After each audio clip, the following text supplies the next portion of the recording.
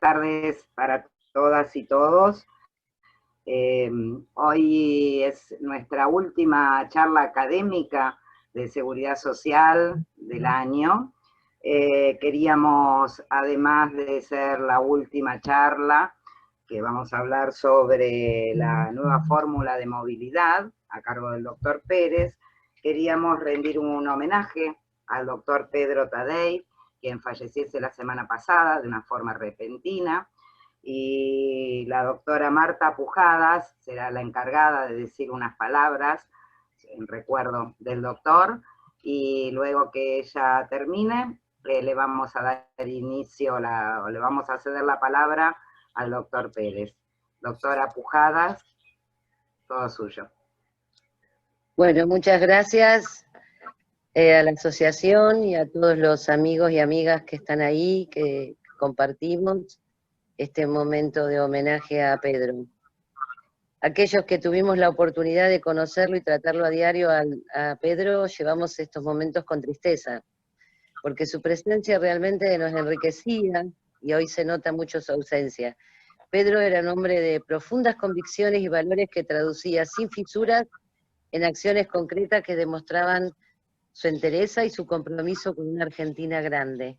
En la década del 80 trabajaba como abogado de la Gerencia de Asuntos Legales de la Dirección Nacional de Recaudación Previsional, organismo que representaba las cajas nacionales de previsión en el interior del país, y se encargaba de la fiscalización y cobranza de los recursos de la Seguridad Social, hasta la sanción de un nuevo decreto que le asignó funciones a la ex DGI. Desde la creación de la ANSES, en medio del 90, Pedro ocupó distintas gerencias de primer nivel, como la de fiscalización y coordinación operativa. En el año 93, Daniel recordaba recién, con la sanción del decreto 507, pasó a desempeñarse como director general de la coordinación operativa de la entonces DGI, cargo que ocupó hasta el año 96. Durante ese lapso asesoró directamente en toda la temática de seguridad social a la plana mayor de la ex DGI. Tras su partida de la AFIP, pasó a desempeñarse nuevamente en la Administración Nacional de la Seguridad Social como gerente de fiscalización en el 97 y más tarde en el control y prevención de fraude en el 98 y operaciones hasta el año 2000. Inmediatamente, con la creación del INARS, pasó a revestir como gerente general. Luego desaparece el INAR y, dadas las incumbencias específicas de la AFIP, siguió revistando en la planta de ese organismo. Entre sus actividades académicas podemos citar profesor de materia de seguridad social en la UCA, director del posgrado de Derecho a la Seguridad Social en la Universidad Austral, docente del posgrado de Prevención de Riesgos de la Universidad y Salud, autor de libros, Manual de la Seguridad Social y del Sistema Social de Obras Sociales de la Argentina, y de numerosos artículos. En el 2015, Pedro va a la jefatura de Gabinete de Asesores de la Superintendencia de Riesgos del Trabajo de la Nación. También, desde esa época y hasta hace 2 días, 3 días, 4, ejerció la conducción técnica del Comité Consultivo Permanente del Sistema de Riesgos del Trabajo en el ámbito laboral. Su labor como coordinador logró el proyecto de ley de prevención de riesgos del trabajo, que se deberá elevar el Poder Ejecutivo al Congreso, y en una tarea que, admirada por representantes de empleadores, trabajadores, de las aseguradoras de riesgos del trabajo y de todos los profesionales de la salud y seguridad del trabajo. También, los recuerdo y todos sabemos, desarrolló tareas en la OIT, en la Organización Interamericana de la Seguridad Social, donde fue un referente obligado no solamente para la temática de Argentina, sino para Iberoamérica. Siempre Pedro consultado, siempre dando su respuesta u orientación equilibrada y sensata. Como anécdota podemos agregar que cada vez que se lo invitaba a una jornada de capacitación, aunque fuera en calidad de funcionario, Pedro no se privaba nunca de dejar conceptos docentes, cristianos, recurriendo siempre a las bondades del trabajo como un eje de la dignificación de la persona y de una sociedad más equitativa. Pedro demostraba que la armonía perfecta entre la academia y la práctica no solo era posible, sino necesaria. Y la templanza y la sabiduría de nada sirven si no van acompañados de convicción y coherencia. En cierta forma, más allá de ser un ineludible referente, fue un hombre de consulta para todos aquellos que tenemos la mente y el corazón con el derecho y la justicia social. Pedro nos aportaba su luz, abriendo caminos e instando acciones cuando, producto de la dureza de la coyuntura, a veces nos nublábamos y los objetivos parecían alejarse. En los momentos críticos aparecía Pedro, guiándonos con una convicción y una esperanza a prueba de pesimismo y de absolutos. Pedro sabía acompañar y liderar, pero sin empañar a nadie, dejando que cada uno se sintiera útil y aportara lo mejor de sí. Había aprendido y así nos enseñaba que las situaciones críticas se enfrentan a partir del diálogo y de la construcción de consenso, como si fuéramos orfebres en una labor conjunta y casi sagrada. Con Pedro se verá un hombre de una generosidad absoluta, a prueba de egoísmos y egolatrías. Un hombre fiel, en todo momento a sus amigos, entre los que tengo el honor de encontrarme, a sus convicciones, a sus pilares, a su esposa, a sus hijos y a sus nietos, y le hacían experimentar sentimientos de una intensidad y profundidad que no dejaban de sorprendernos del Pedro serio y de sorprenderse él mismo. Para nosotros, el equipo de Walker y la red social, los lunes eran días particularmente interesantes cuando Pedro abuelo rememoraba las aventuras de sus nietos durante el fin de semana. Uno de los mensajes que escribió un joven abogado de nuestro equipo lo definió y nos definió. Y puso así: se fue un gran tipo, un excelente profesional, mejor persona y un maestro. En lo personal, todos estos años fueron un honor. Cuánto y qué bueno lo que aprendí con él. Me queda mucho y muy bueno junto a un gran vacío. La nueva normalidad no va a ser lo mismo sin Pedro, lo voy a extrañar mucho.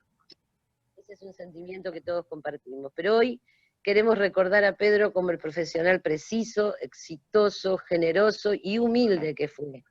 Un teórico fundamental, pero un hacedor. Un docente dentro y fuera de la cátedra. Un hombre íntegro y bueno. Un caballero que tenía palabra y códigos. Una persona de las que nos hacen bien. Nuestro homenaje hoy es recordarlo con respeto, con cariño, extrañando, pero como a él le gustaría, pidiendo una oración en su memoria. Muchas gracias a todos, un cariño grande, y disculpen la emoción, pero todo es muy cercano, es una herida abierta, un compañero que hace casi 20 años que veníamos trabajando, pero sobre todo compartiendo la lucha por lo que todos creemos, y entonces Pedro era un referente muy importante, y personalmente un amigo. Gracias.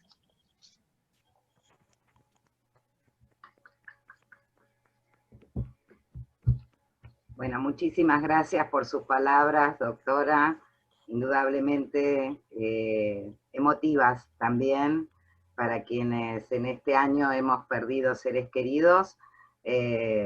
Realmente siento su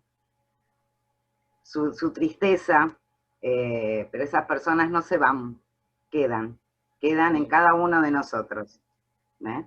Así que, bueno, muchísimas gracias en nombre de la asociación por este homenaje al doctor Tadei. Y bueno, le damos la palabra al doctor Pérez, que nos va a hablar sobre la nueva fórmula de movilidad, los aspectos tributarios y de política salarial, y cómo es ese análisis estructural. Gracias, doctora, nuevamente. Gracias a todos y a todas. Gracias a la asociación. Bueno, qué difícil, ¿no? Pero bueno, a ver, lo mejor que podemos hacer es homenajearlo hablando de estas cosas, porque él lo llevaba en el corazón y en el alma. La verdad que Pedro era un faro. Nos orientó a todos, o sea, nos enseñó y nos orientó. Y aparte también rescato, tenía un humor muy especial, digamos, ¿no?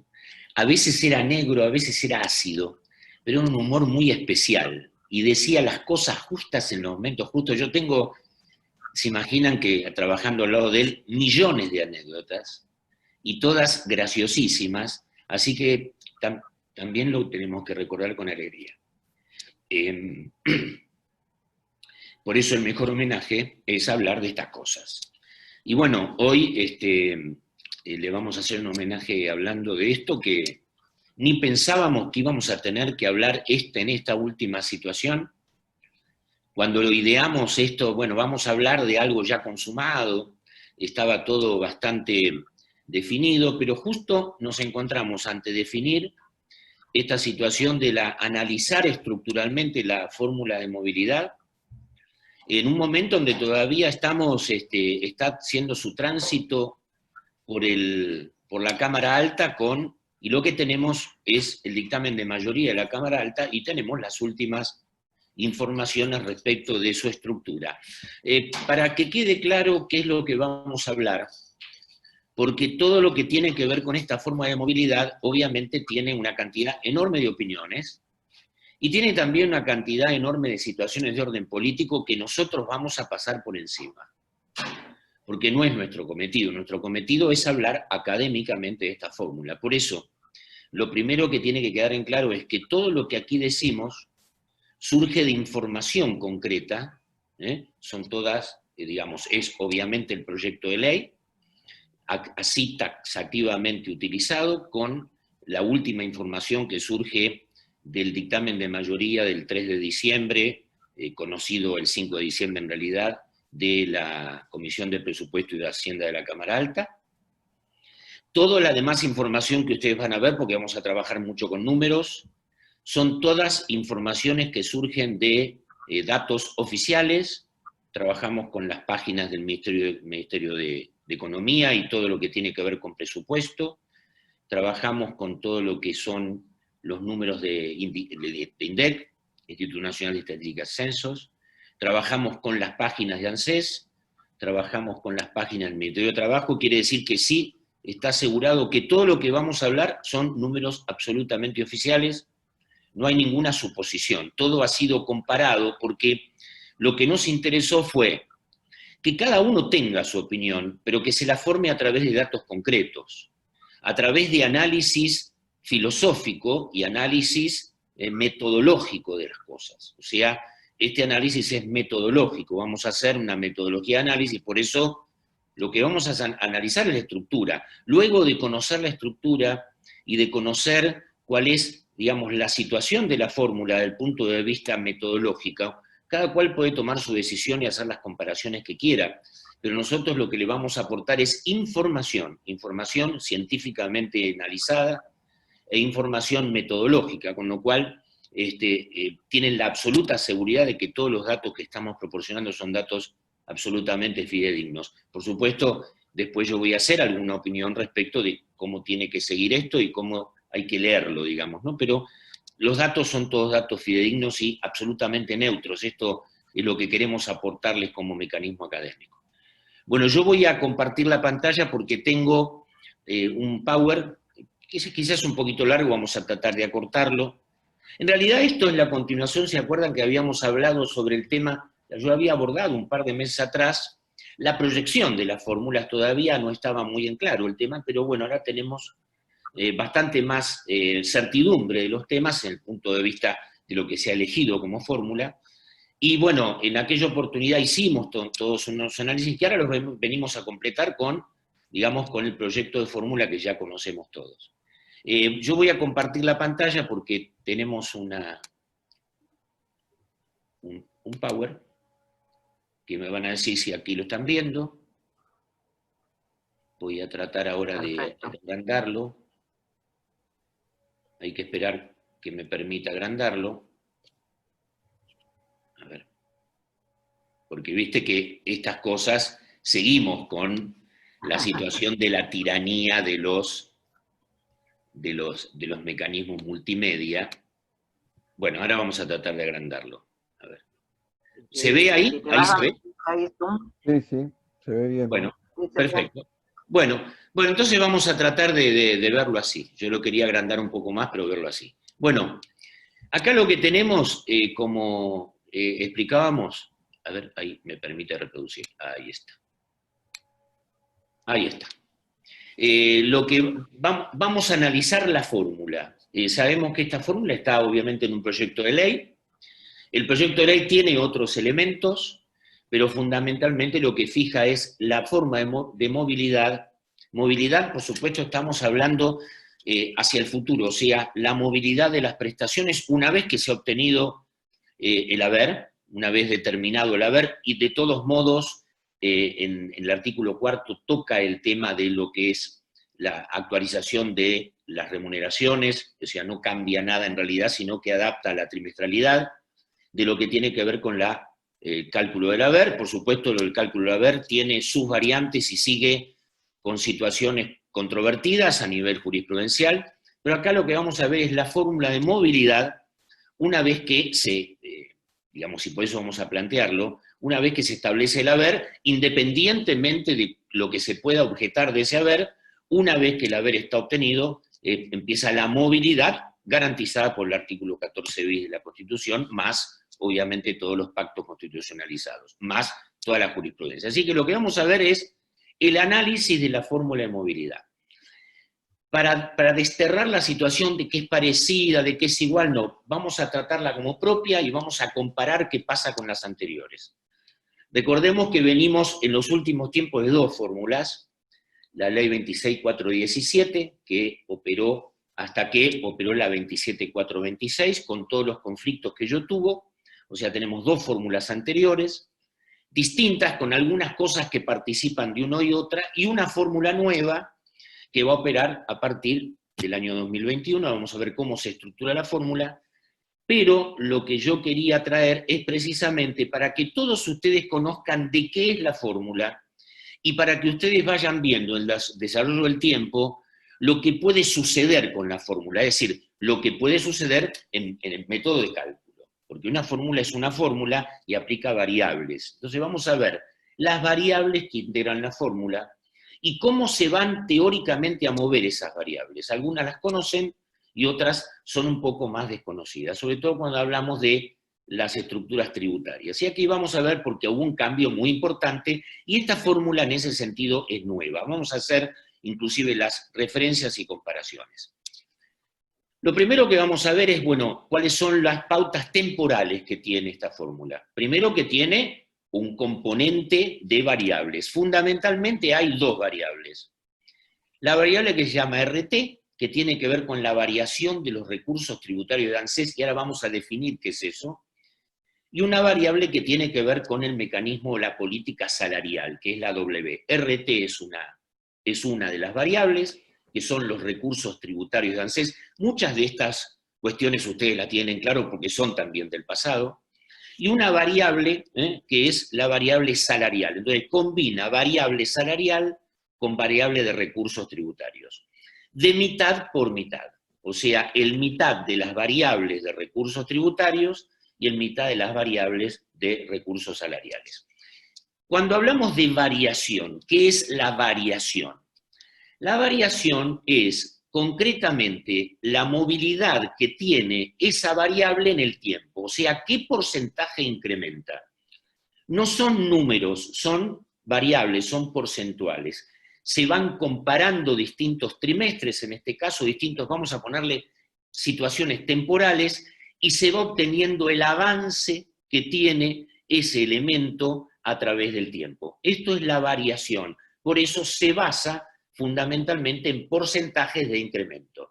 Por supuesto puede haber porcentajes de decremento, que en el pasado los hubo, pero en general estamos hablando porcentajes de incremento, sobre todo cuando hablamos del primero de las variables, que es recaudación. Esa primera variable es una variable tributaria, variable de los recursos tributarios de ANSES. Muy importante destacar cuando dice por beneficio. Ahora vamos a ver por qué por beneficio. Y también dice neto de aporte del Tesoro Nacional. La situación de recaudación de recursos tributarios funciona con distintos estadios, es decir, hay determinadas asignaciones, y acá lo vamos a ver, que van a determinados lugares por el presupuesto. Pero hay un fondo que tiene que ver con, bueno, guardamos un pedazo en el Tesoro Nacional para asistir en aquellos casos que pudiera haber dificultades en el financiamiento. Esos son los aportes al Tesoro Nacional. Es decir, cada porción o cada sector del presupuesto público guarda un pedazo al Tesoro Nacional para asistir cuestiones que tienen que ver, bueno, con situaciones excepcionales. Entonces es variación neto de los aportes del Tesoro Nacional, que quiere decir no se cuentan no se cuenta la movilidad, o mejor dicho, la variación de los recursos tributarios del ANSES netos de esos aportes al Tesoro. Y dice elaborado por el organismo, que quiere decir que el organismo elabora este mecanismo de esta variable del RT, que es la recaudación tributaria de los recursos tributarios. Y por supuesto dice, comparando trimestres idénticos de años consecutivos. Esto ustedes lo saben, lo ven bien, se ve claramente en todas las fórmulas, va tomando trimestres, en este caso, va tomando trimestres y los compara con trimestres consecutivos de años anteriores. Siempre comenzando por el tercer trimestre del año anterior, en este caso es el RT. ¿Qué quiere decir esto? En términos concretos y prácticos. Cuando nosotros vayamos, y esta fórmula va a tener su primera aplicación en el mes de marzo del 2021, va a comenzar por el trimestre, es decir, en función de la variación del tercer trimestre del año anterior, y esto es una de las situaciones que en todo caso puede generar alguna controversia. Entonces, esta es la estructura de lo que es el RT, el mecanismo de variación de los recursos tributarios. Pero lo que tenemos que saber ahora es cuáles son los recursos tributarios, y quizá es el tema más complejo. Y la otra variante, la variante que tiene que ver con la política salarial, como yo le llamé, es una elección en un momento determinado entre dos índices de tipo salarial, que después los vamos a ver en la metodología. El índice general de salarios, que publica el INDEC, y que luego vamos a ver en la metodología que abarca, y por otro lado, el ya conocido por ustedes y muy famoso, RIPTE, que es la remuneración imponible promedio de los trabajadores estables, que surge fundamentalmente de las declaraciones juradas del empleador, y que lo publica la Secretaría de Seguridad Social y lo elabora la Secretaría de Seguridad Social. Con lo cual tenemos aquí dos índices salariales, que en algún momento la fórmula va a ser optar por uno y por el otro. Y aquí están compuestas las variables que intervienen en la fórmula. Una variable tributaria y otra variable de carácter salarial. Estas son las que están incidiendo. Ustedes las conocen, lo que pasa que hay que ver cómo se integran. Y así vamos a ver cómo se integran. Cuando se habla de recursos tributarios, sabemos perfectamente que a través del tiempo, y esto desde año 95 más o menos, han intervenido en la financiación, sobre todo en este caso a modos previsional, pero de seguridad social, no solamente porque nuestro país sigue manteniendo la estructura contributiva bismarckiana de aportes y contribuciones sobre la nómina salarial que van derivados precisamente de las prestaciones, el régimen público reparto asistido, sino también el componente tributario, ciertos tributos que han venido a auxiliar la posibilidad de financiamiento, porque como el gasto crece, y crece en función de las necesidades sociales, que sabemos todos, y con la política que en cada oportunidad se instrumente para esas prestaciones o beneficios, se necesita el auxilio de la recaudación no solamente de aportes y contribuciones, que es la financiación natural del sistema, sino también el aporte de otro mecanismo que es el mecanismo de recaudación tributaria. Más o menos, en los últimos 6 o 7 años, 8 años, digamos, esta integración es prácticamente 2/3 de recursos puros contributivos y 1/3, a veces digamos, varía un poco, pero más o menos en este momento es 2/3 de recursos contributivos y 1/3 de recursos tributarios. Estos recursos tributarios han ido cambiando por el tiempo. Yo ahora también les voy a hacer una reflexión de cómo han ido cambiando. Lo que vamos a ver ahora es, tributo por tributo, qué entran en la fórmula, cuáles son los que se toman como variación para entrar en la fórmula del RT. El RT toma precisamente estos tributos. El más importante es el impuesto al valor agregado, conocido por todos ustedes, un impuesto al consumo. Ese impuesto al valor agregado viene siendo afluente del sistema de seguridad social desde hace mucho tiempo. Esto no ha cambiado ni ha cambiado en su estructura. El 11% de la recaudación del IVA va directamente al sistema de seguridad social, pero con esta particularidad. Una porción, que es el 93-73, va al ANSES a financiar las prestaciones de seguridad social Por eso esto es importante cuando se dice por beneficio, y van a ver ahora que se identifican los beneficios.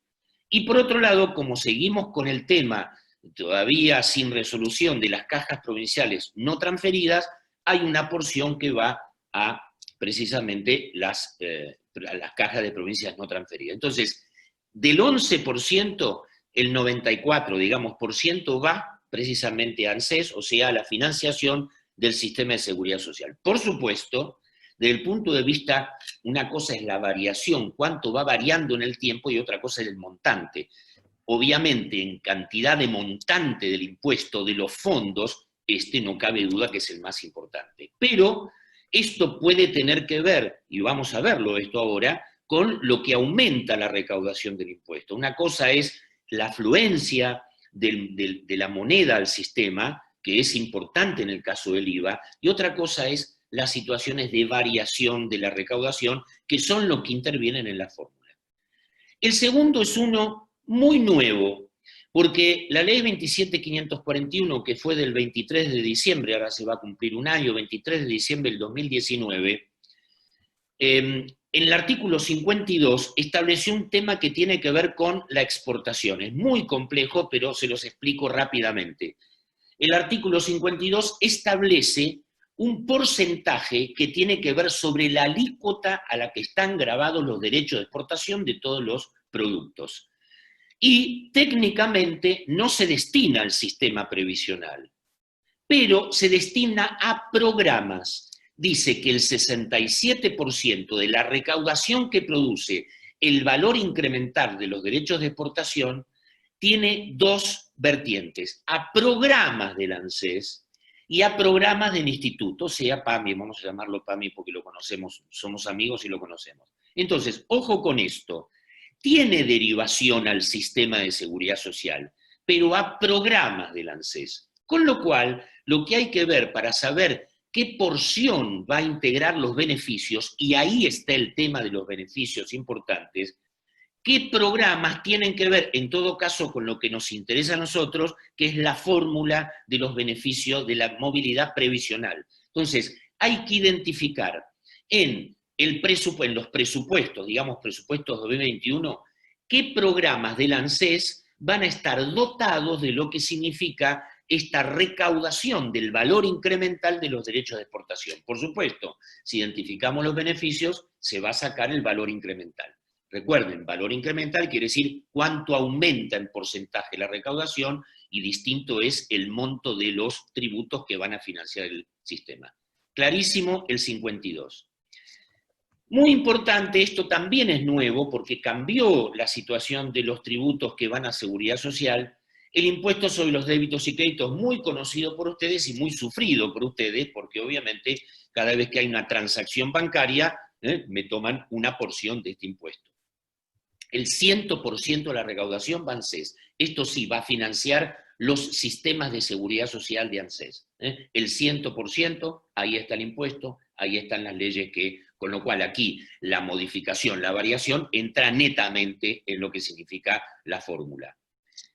Este es un impuesto muy especial, que tiene que ver, se llaman impuestos internos que son nacionales y que tienen que ver con distintos productos. En general los impuestos internos se entiende que son extrafiscales, digamos, es decir, que no solamente recaudan, sino que ayudan a modificar conductas, como por ejemplo los impuestos al tabaco, y tiene que ver con nosotros en seguridad social los impuestos a los alcoholes, por ejemplo, ¿no? Y aquí, del impuesto sobre los combustibles líquidos y dióxido de carbono, va el 28,69% de la recaudación. Va al SUS, pero fíjense, ¿cuál es el destino? Dice al SUS, pero dice destinado a la atención de obligaciones previsionales nacionales. Por eso, ojo con pensar y hacer cálculos que todo el incremento o la variación va a tener un destino determinado, porque aquí habla destinado a la atención de obligaciones previsionales. O sea, no característicamente puede ser parte del total de la fórmula, sino una parte. Muy importante tener en cuenta cuando dice por beneficio. Y, como les decía, hay otro impuesto que es impuesto interno, impuesto adicional de emergencia sobre cigarrillos, de estas leyes que decimos, el 100% de la recaudación va al ANSES. Estos son los tributos que tienen, como se llama, asignación específica, así se los llama, de asignación específica, porque precisamente están asignados específicamente con destino. Y queda obviamente nuestro conocido, que es el régimen simplificado o monotributo, como lo conocen ustedes, y que, por supuesto, ustedes saben también que tiene dos partes o dos cotizaciones. Hay una típicamente impositiva, o sea, que reemplaza impuesto a las ganancias e IVA en cabeza de los monotributistas, y la porción previsional, que tanto problema nos tiene porque es muy chiquita. Bueno, la cotización previsional, obviamente el 100% va al sistema de seguridad social, y el 70%, el componente impositivo, también va al sistema de seguridad social. Y por supuesto la novedad más importante que también surge de la ley 27.541, y este impuesto es nuevo, se creó a partir del 23 de diciembre, y tiene como destino específicamente seguridad social. De este que se llama impuesto país, que empezó a tener vigencia a partir del 23 de diciembre, y este es el que todavía poco se sabe de cómo se va a mover, porque tiene que ver con ¿qué? Tiene que ver con los gastos en el exterior de divisas, o sea, moneda, tarjetas de crédito, o sea, los gastos en el exterior, y tienen ese componente adicional que hace generar un 30% más en la cotización del dólar. Ese es el impuesto país, que obviamente durante los primeros meses de este año prácticamente no tuvo recaudación, porque obviamente no se podía, y todavía estamos con el tema de los viajes al exterior. De ese impuesto el 70% va a seguridad social, de lo cual el 60% de ese 70% va a ANSES y el 40% al instituto. Esto es muy importante. ¿Qué quiere decir? Que cuando el organismo reformule la porción de RT de la fórmula, va a tener en cuenta por beneficio, porque si estamos hablando de los beneficios previsionales, no todo va a ser incremento en la variación de la fórmula. ¿Por qué? Porque hay un 40% de esa recaudación que va al instituto. Esto es para que quede claro que no es lineal. Esta situación de lo tributario no es para nada lineal. Hay que observarla en función de estas variaciones que tiene esta fórmula. Y por supuesto, aquí lo que vamos a ver es, bueno, ¿cómo se va a comportar esta fórmula? ¿Cómo se va a comportar en el tiempo? Para ver, por supuesto, tenemos que aislar de que el año 2020 ha sido un año muy particular. Muy particular porque obviamente, y sobre todo en materia tributaria, hubo poca actividad, una actividad realmente muy escasa en materia de IVA, sobre todo de actividad comercial en los primeros 6-7 meses, y acá lo que tenemos es, lo que yo traje es, bueno, ¿cómo variaron estos impuestos? ¿Cuál fue la variación? Aquí sí, la variación que tuvieron estos impuestos. Y tenemos la primera columna, es el acumulado enero-noviembre del 2029. ¿Cuánto incrementó el IVA? Y la otra, la segunda columna, es la variación puntual, o sea, año con año. Esto para saber cómo se comportan. Y fíjense que la situación es totalmente distinta. En el periodo enero-noviembre del 2020, en la primera columna es el incremento, o sea, esa es la variación de cuál fue la recaudación de cada uno de los tributos. Por supuesto puse seguridad social abajo para tener una referencia de cómo variaron. Y fíjense, por ejemplo, una variación importantísima del adicional de emergencia de cigarrillos en el periodo que fue entre enero y noviembre, 44. Pero ¿qué pasó en la variación total? Disminuyó un 22%. Esto puede pasar, porque las variaciones pueden ser positivas o negativas. Por eso le dije, variación tiene que ver con la diferencia entre dos momentos temporales. Entonces, en este caso, por eso pongo el ejemplo. Fíjense, derechos de exportación. Varió en 7,2 enero-noviembre, pero se redujo un 25% año con año. A ver, esta situación es muy especial en el año 2020. Habitualmente esto no sucede en años normales, digamos, pero ahora entramos a una nueva normalidad. Y como estamos en una nueva normalidad, no sabemos cómo se van a comportar las variables tributarias. Sí tenemos un antecedente de lo que tenemos en materia presupuestaria y que ahora lo vamos a ver. Pero esto para que sepan que en la medición no exactamente siempre se dan variaciones positivas. Se pueden dar variaciones negativas, y obviamente las variaciones negativas inciden en la fórmula, no cabe duda. ¿Esto qué fue? Bueno, uno tiende, y esto es uno de los grandes temas y una de las grandes discusiones, y que en esta fórmula quedó fuera de la posibilidad del famoso IPC, el índice de precios al consumidor. Uno siempre tiende a referenciar con el IPC. Y precisamente cuando se habla de recaudación, esto no es que esto va a ser que la variación va a ser teniendo en cuenta contra la inflación. No, para nada. La variación es una variación nominal, o sea, la del cuadro anterior. Pero acá para que se vea de que cualquier situación que tiene que ver con variación, confrontándola contra el IPC puede dar menos. Y esto pasó en el año 2020. El IVA, a pesar de que tenía positividad en la nominalidad, tenía negatividad en la evolución ajustada, o sea, ajustada por IPC. ¿Qué quiere decir esto? Que cuando nosotros nos comparamos con otra variable, con esa comparación puede dar distinto. Entonces, siempre comparar con IPC nos puede dar una sorpresa grata o ingrata. En este caso, por supuesto, la fórmula no va ajustada por inflación, con lo cual es variación nominal de punto a punto, o sea, la del cuadro anterior. Y ahora vamos a ver cuál es la proyección presupuestaria para el 2021.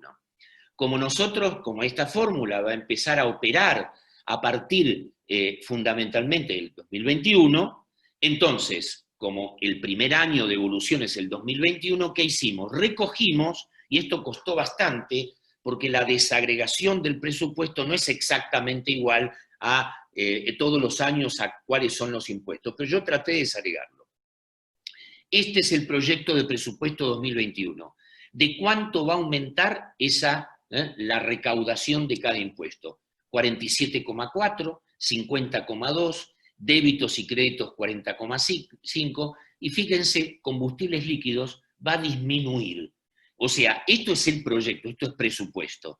En adicional de emergencia cigarrillos le pusimos, no está desagregado específicamente el adicional, sino que es el total de los impuestos internos, que son 25. Y se calcula que como va a haber nueva normalidad, el impuesto país, que no aumentó prácticamente no incrementó su recaudación durante el 2020, tiene un proyecto de 89%.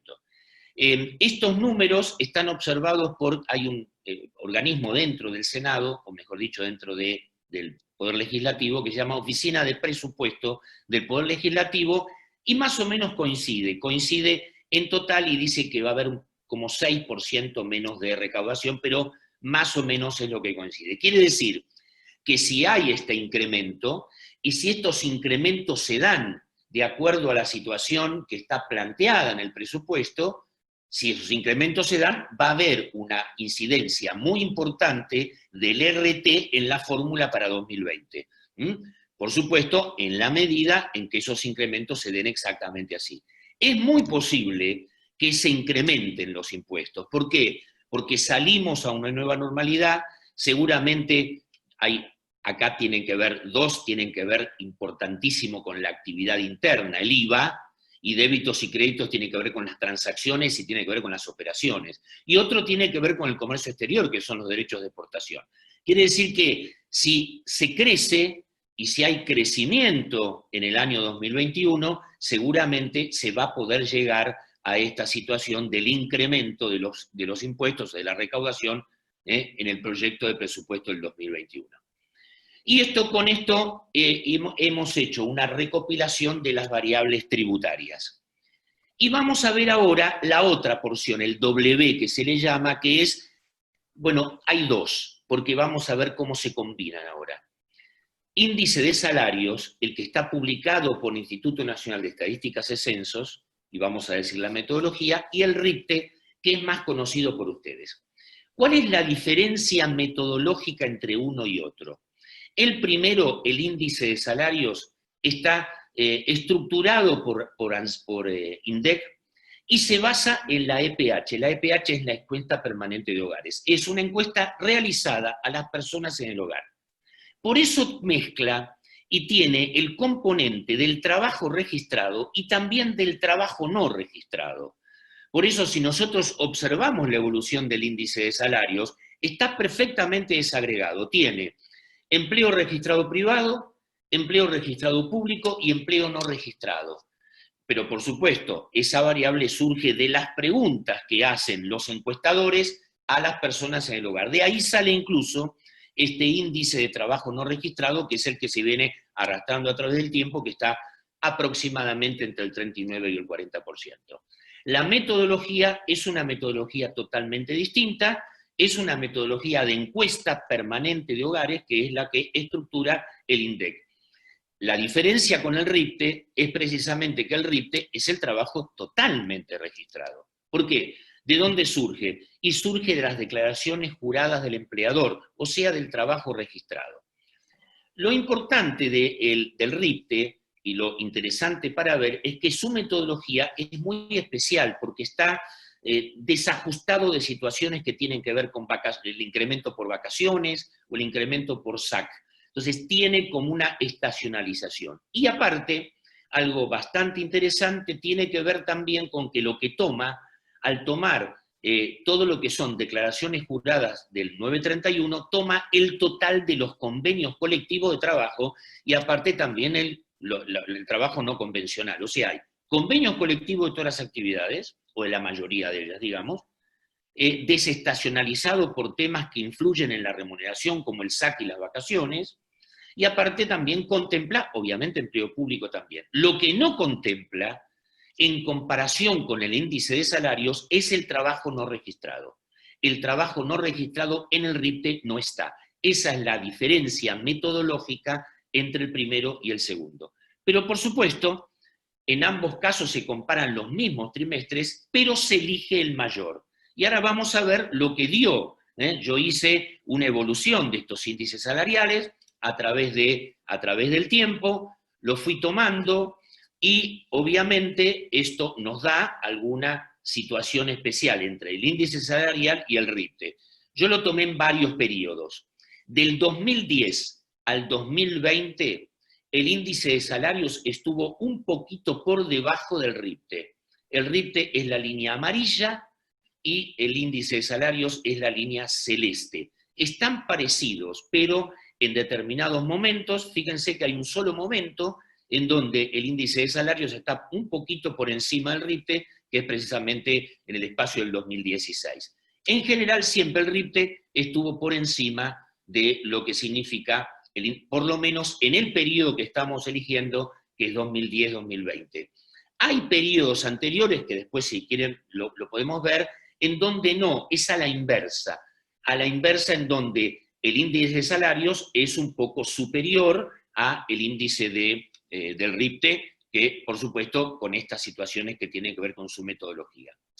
Pero esta fórmula, esas primeras fórmulas, tienen que ver con los trimestres marzo, junio y septiembre. En diciembre hay una comparación que ustedes ya la conocen, en donde tengo dos variables. La variable de arriba, el A, es igual a la que para los trimestres anteriores, el 0,50, y acá lo que cambia es la comparación. El primero es igual, el 0,50 por la recaudación tributaria de diciembre, por ese periodo, y el 0,50 también del el índice salarial.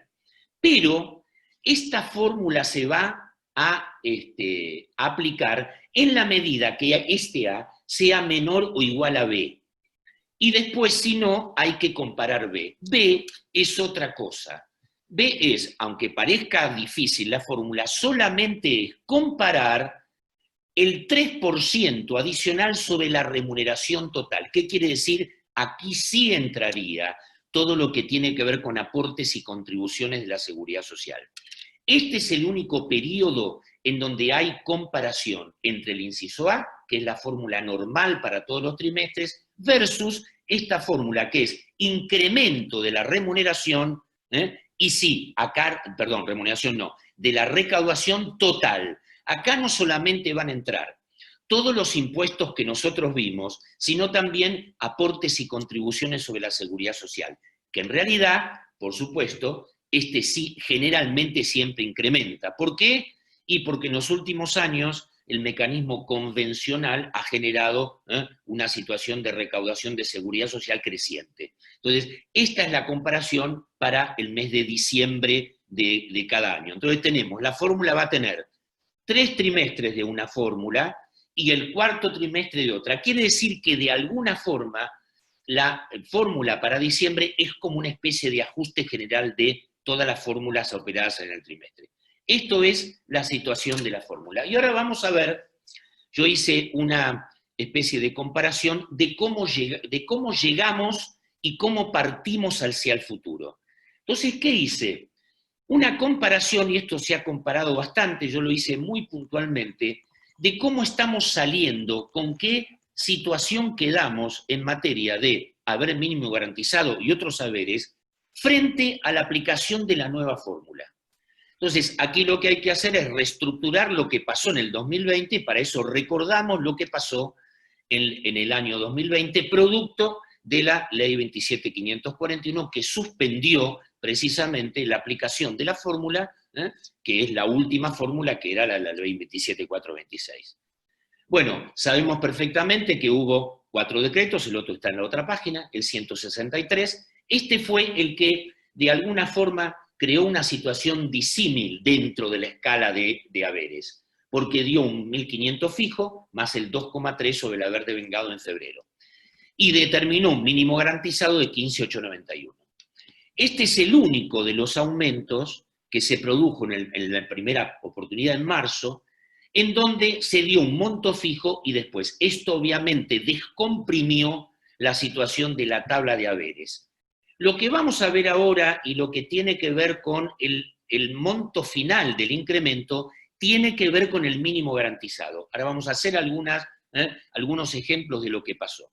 Por supuesto, después vino el decreto 495, que se fue montando sobre el anterior, y el 692, y el último es el decreto 899, que ustedes lo conocen, que es el del devengado de noviembre, y a partir del 1 de diciembre el haber mínimo garantizado quedó el 19.032.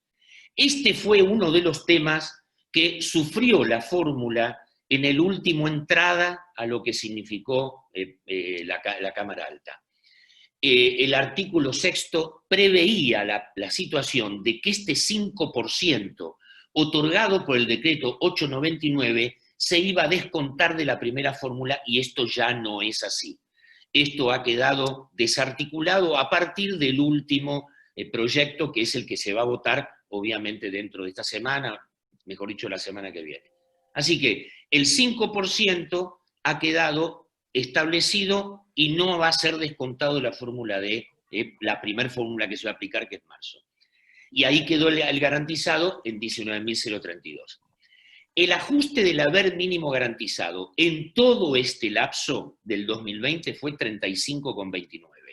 Por supuesto, este porcentaje es exclusivo de la categoría más baja o del escalón más bajo, que es el haber mínimo garantizado. A medida que yo voy yendo en una tabla de valores de haberes superiores, obviamente el porcentaje es menor. Con lo cual, la situación de comparar lo que hubiera sido la aplicación de la misma fórmula, o sea, si no se hubiera suspendido la fórmula versus los decretos del Poder Ejecutivo, es una situación particular de acuerdo al haber de cada uno de los jubilados y pensionados. ¿Por qué? Porque incide de distintas formas, sobre todo por el decreto 163, en la comparación entre la 27.426 y el decreto. Y ahora vamos a ver qué hubiera sido en función de estos parámetros que dijimos. Aquí está.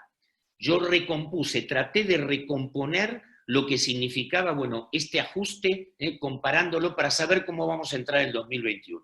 Estos son todos los índices de IPC y de RIPTE, IPC y RIPTE desde junio del 2019 a junio del 2020.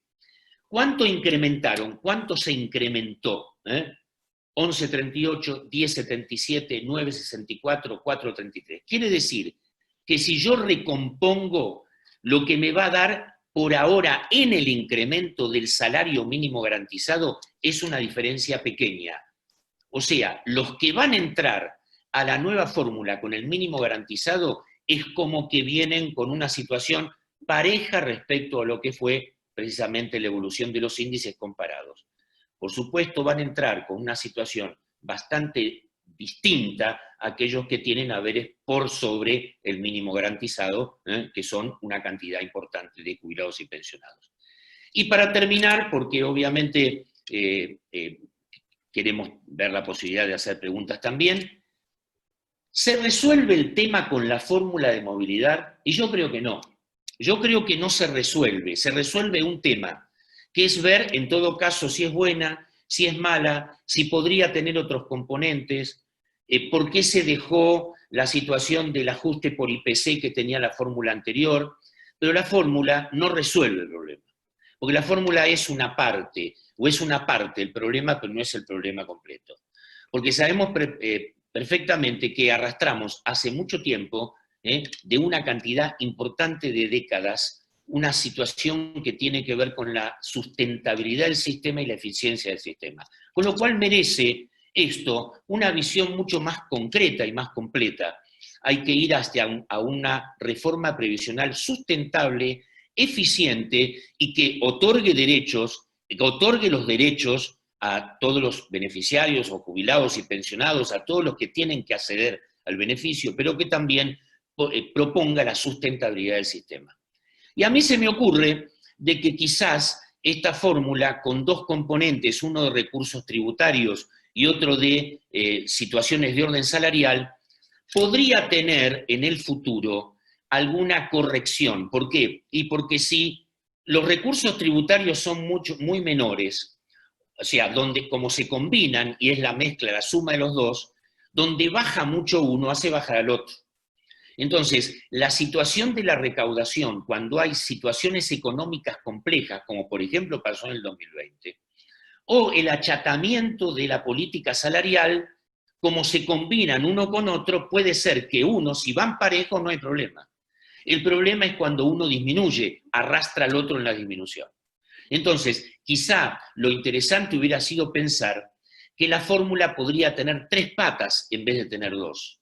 Y a mí se me ocurre que algo interesante podría ser, bueno, si la recaudación está suficientemente evolucionada, no va a haber problema. Y si el incremento es en años normales, razonablemente la recaudación tributaria y la situación del índice salarial me van a dar algo acorde con la sustentabilidad del sistema y algo razonablemente eficiente en el bolsillo de los jubilados y pensionados. Pero ¿qué podríamos hacer si la situación de la fórmula se produce en situaciones excepcionales como el 2020? Bueno, sabemos perfectamente que tenemos al Fondo de Garantía de Sustentabilidad. El Fondo de Garantía de Sustentabilidad es el reaseguro que tiene el sistema, a pesar de que se ha usado en el pasado por muchísimas administraciones con una fórmula distinta de planeamiento.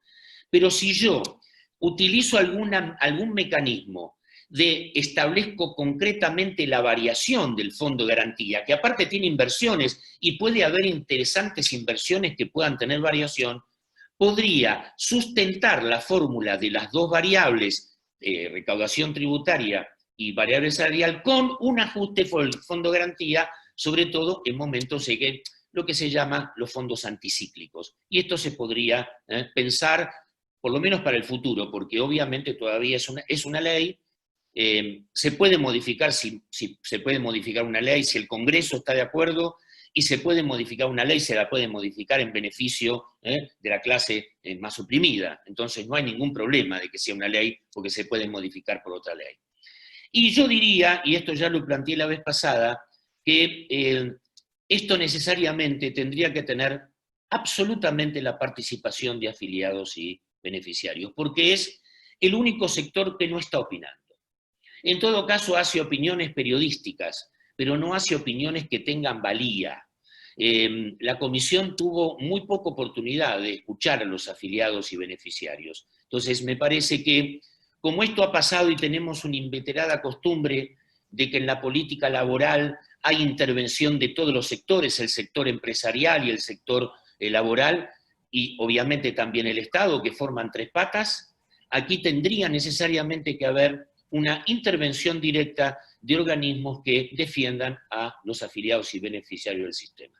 O sea, yo creo que tiene que haber consenso, y esto sería muy importante porque entonces todos estarían observando la posibilidad de los distintos intereses en juego, que son muchos y muy importantes. Así que bueno, yo con esto ya los quería despedir, y obviamente dejamos la posibilidad de que pregunten y que hagan las preguntas que sean necesarias. Muchas gracias.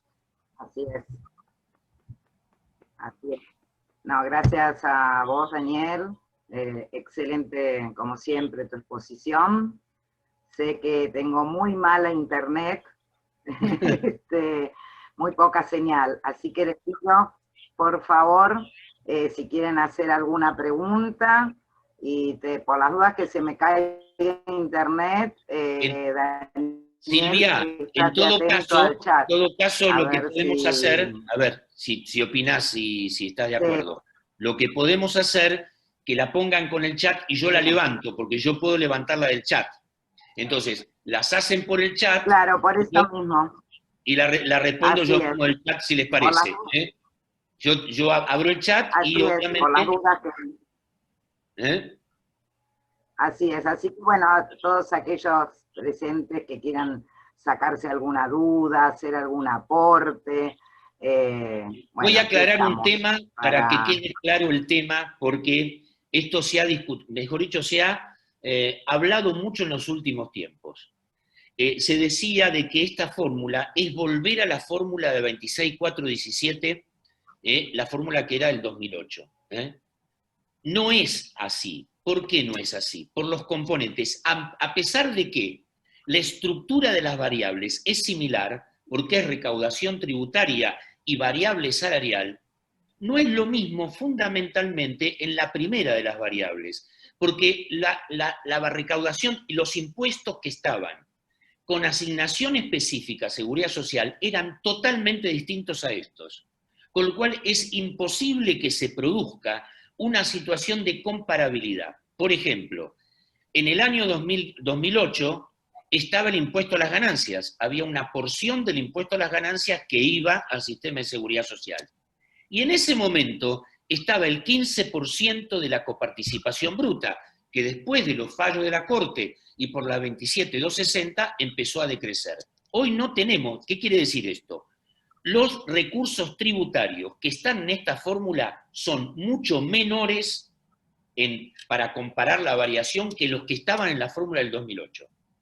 O sea, esto para que quede claro, es decir, la fórmula puede ser de la misma forma, puede ser estructurada de la misma forma, puede tener variables similares, pero de ninguna forma los impuestos que están son los mismos, con lo cual la variación puede ser totalmente distinta. Ahí veo levantar la mano a la doctora Pérez Toñola. Sí, doctora. Sí, Victoria. Bueno, Victoria. Desmuteate.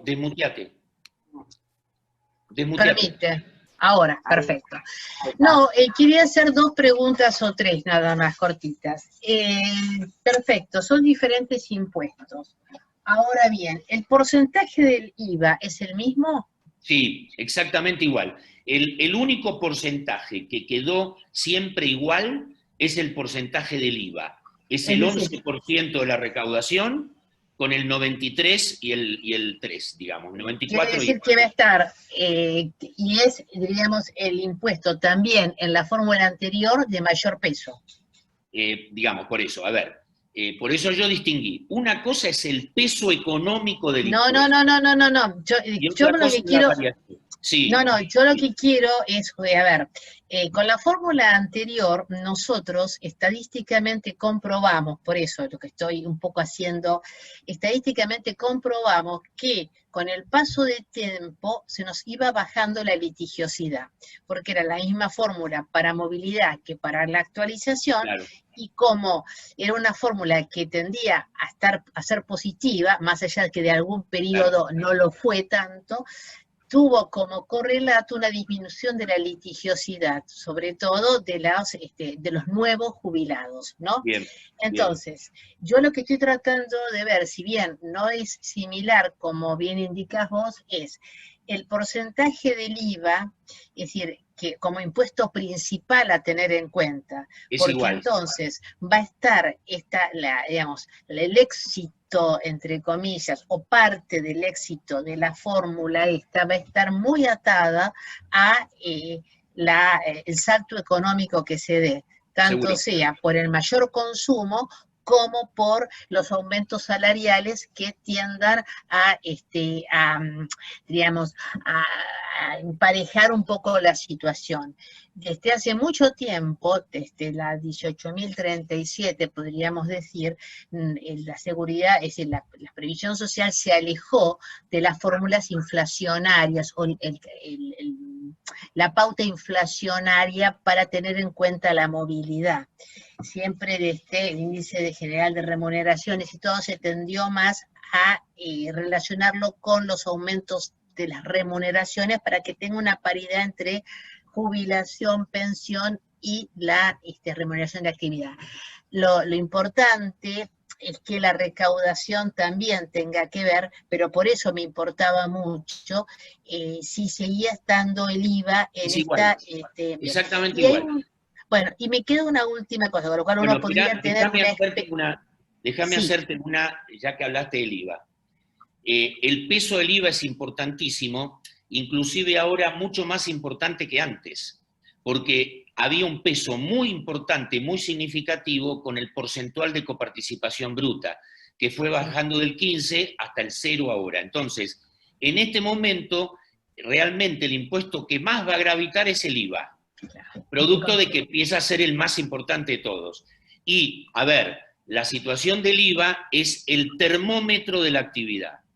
Como el IVA va sobre actividades, prestación de servicios y venta de productos, en la medida que la actividad suba, por eso es importante que la actividad suba, si la actividad sube, el incremento, por eso viste que el presupuesto tiene casi 48% de incremento del IVA el año 2020. Entonces, lo que hay que hacer es incrementar la actividad. Y aparte, muy importante, lo que tiene que ver con el comercio exterior, porque acá tenemos las dos patas. Tenemos el IVA, que es comercio interior, toda la actividad del país, y los derechos de exportación, que es actividad exterior. Si nosotros tenemos actividad interior y actividad exterior, los dos impuestos van a subir y van a hacer una buena composición en la variación. Perfecto. Otra cosa, esa tercera pata, me gustaría que me la especificaras un poco más. Bueno, yo digo lo siguiente. Como esto depende mucho de la actividad, es una fórmula muy atada a la actividad comercial, ¿sí?, a la actividad interna y a la actividad externa. Y también depende del mecanismo de variación de los salarios en la economía, o sea, está muy atada a la economía. Y si tenemos un cisne negro, como pasó en el 2020, que ya viste que hubo decrecimiento de los impuestos, si viene otro cisne negro que nosotros no sabemos cuándo va a venir, lo que podemos hacer es tener un fondo anticíclico, y en vez de ser un fondo anticíclico, podíamos tomar como variación los fondos del fondo de garantía que tienen que ver con la actividad financiera. Entonces, lo que nosotros podíamos hacer es estacionalizar esa, o sea, esta es una propuesta concreta que yo hago. O sea, podemos hacer que cuando la actividad económica baja, y de todos modos la actividad económica puede bajar y pueden subir los mecanismos inflacionarios, yo lo ajusto con un mecanismo financiero que es el fondo de garantía. O sea, comparar cómo están los las inversiones del fondo de garantía, señora, sería. Exactamente. Entonces, ¿con eso qué hago? Estabilizo y le hago una especie de fondo anticíclico. Me gustaría entonces que me haga solamente, para saber dónde estoy parada, ¿en qué situación quedó el fondo de garantía a finales del 2019? En números, no recuerdo cuánto está en números, pero se mantiene, porque como se mantiene en especies, tiene muy poco, digamos, tiene variación positiva. ¿Por qué? Porque los activos financieros que tiene son activos puros. Entonces, ¿lo que no es activo financiero? No, ahí fundamentalmente los activos financieros. Lo que más tiene son títulos públicos. Digo esto porque la reparación histórica en parte se iba a pagar con los fondos y no alcanzaba con la recaudación. Yo no digo, Victoria, yo no digo que se pague con los fondos, yo digo estimar la variación de los fondos. Yo no estoy diciendo el dinero efectivo, no, es decir, los dineros efectivos, que es lo que serviría para una situación de emergencia, eso no se toca. Yo no digo ni vender títulos ni afectar fondos, digo estimar la variación de los activos que están en el fondo. O sea, como estimo la variación del IVA, estimo la variación del RIPTE, estimo la variación también del Fondo de Garantía. Y eso sería en un caso, y eso podría ser no permanente, como tercera pata permanente, sino como un auxiliar en eso. Hacer cuando, por ejemplo, como yo ya sé que la actividad cae, porque esos son pronósticos, si yo sé que el 2021 va a haber una actividad que no va a despegar, ahí genero la posibilidad del ajuste cíclico. Y el 2022 no. Pero el pago de previsional sería de la recaudación general. Sí, por supuesto. Esto no, no tiene que ver. Por eso quería aclarar el tema. Con variabilidad. Son cosas distintas. La recaudación y la variabilidad es otra cosa. No, me quedaba clara, pero quería hacer la diferenciación para no mezclar tampoco con lo que fue RH cuando fue ese tema, es decir, que quedara bien esclarecida cada una de las patas. Perfecto. Bien. Para mí es suficiente. A ver, aquí, déjame leer. ¿Alguien más? En el chat no veo nada. Yo veo, sí. Dice de Claudia Sorosky. Hola, ¿tiene comentarios sobre el punto de legislación homogénea que se delega a la reglamentación? Bueno, legislación homogénea quiere decir establecer un mecanismo en donde todas las variables tengan homogeneidad en el tiempo. ¿Para qué? Y para que no haya estas situaciones de despegue de una situación más o menos normal. Eso es legislación homogénea. Y la legislación homogénea tiene que ver con la seguridad jurídica.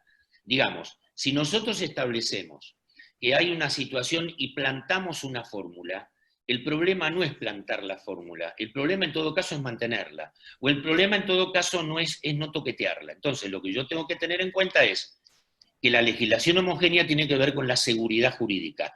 Si yo establezco una fórmula, y la fórmula obviamente es por ley, la única posibilidad de que se resuelva es a través de otra ley y no a través de reglamentación. Entonces, legislación homogénea tiene que ver con seguridad jurídica. Dice, alguien, no sé quién lo dice, pero lo leo. La consulta es si con esta fórmula también puede haber problemas de empalme. Esto en relación al trimestre con el cual se realiza la comparación. A ver, siempre hay situaciones de empalme. En este caso, el empalme no se va a dar muy en especial porque, digamos, empalme, vamos a hablar de lo que yo hice el número grande, que tiene que ver con el salario mínimo garantizado. El salario mínimo garantizado empezó el 1 de diciembre y va a durar hasta marzo. La primer fórmula toma el último trimestre. Hay quien entiende que, digamos, enero y febrero han quedado afuera. Digamos, todas las fórmulas tienen que ver con un empalme y toda la fórmula, el empalme, no empalma directamente. O sea, no termina un trimestre y empieza el otro. Con la 26.417 y 27.426 pasó lo mismo, exactamente, y tuvo el tema del empalme que terminó con Fernández Pastor. Acá yo creo que el problema de empalme es menor, pero el tema es respecto de quién el empalme. Porque una cosa es cuando yo salgo de un mínimo garantizado y no tengo una situación de empalme muy concreta, y otra es cuando salgo de un valor del haber que viene detraído por la situación de los decretos. Esto es particular y personal. Cada cual tendrá que sacar una, disquisición o un punto de vista de acuerdo a la situación particular.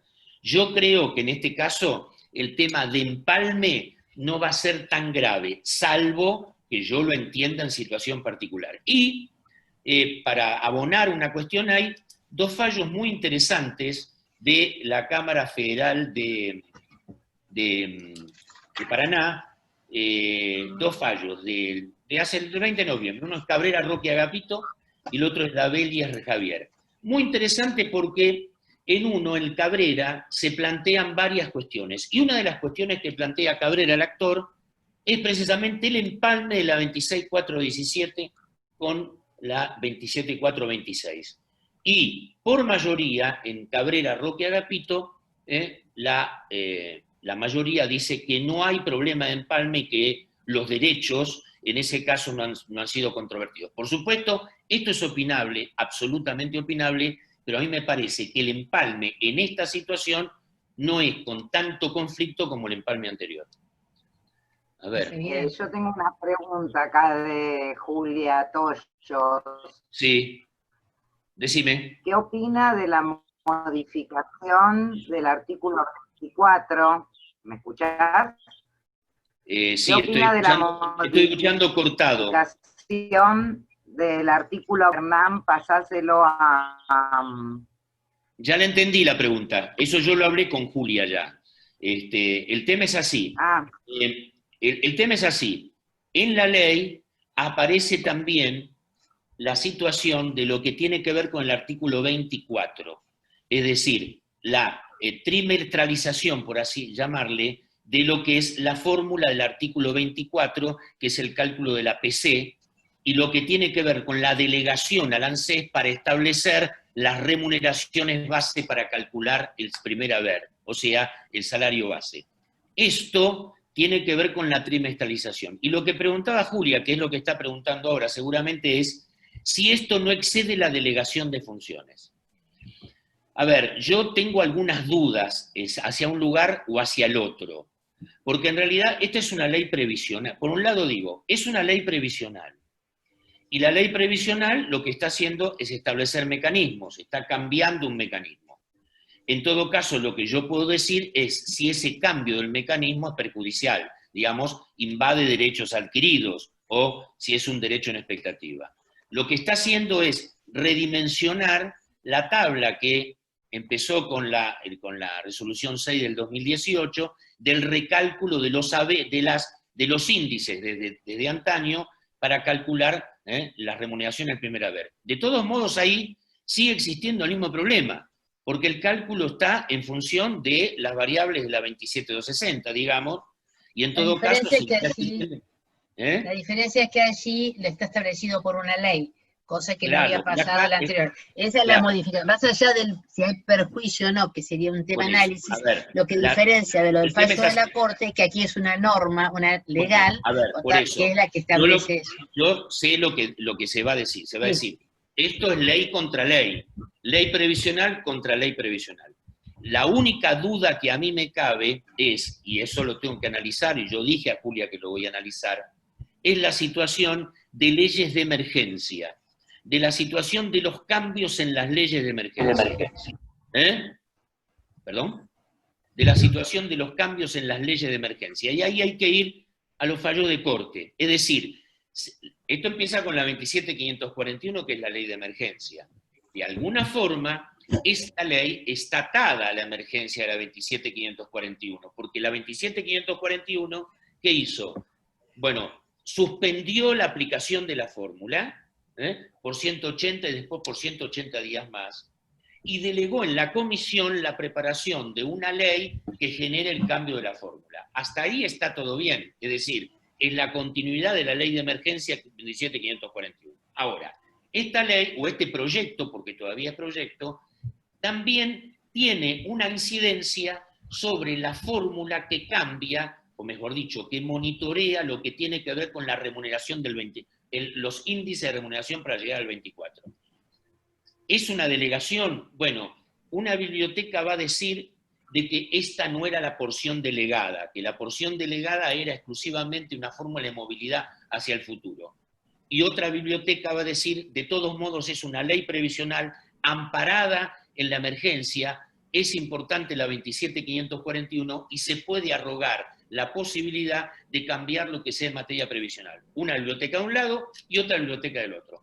Yo lo único que tengo que terminar por analizar, y esto lo tengo que hacer porque tuve mucho para analizar esto, el tema de las leyes de emergencia en el régimen jurídico argentino con los fallos de corte, que hubo muchos y muy importantes. Pero esa es mi opinión por ahora. Tengo que ver para decidirme lo que son las leyes de emergencia en el derecho argentino. Bueno, yo no sé si Hernán te pasó alguna pregunta más. Yo no veo más. No. Yo tampoco.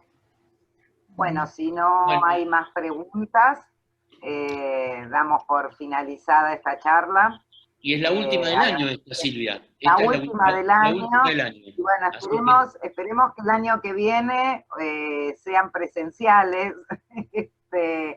Vamos a ver. Vamos a ver qué pasa. Acá hay una Mabel Navarra, está poniendo una manito de Yo no perdón, veo nada. quería saludar y puse la mano de aplauso. Muy bien. bien. Era un aplauso nada más. Muy bien, así que, bueno, Muchas gracias a ustedes. Muchas gracias. Bueno, muchas gracias. Bueno, será hasta siempre. Gracias por todo. Cerramos el año, que tengan... Gracias, Gracias, Daniel, siempre hasta por luego. Colaborar con Hasta luego, Muchas doctor, gracias. que vaya muy bien. Muchas gracias, doctor Pérez. Gracias. Gracias a todos. Gracias.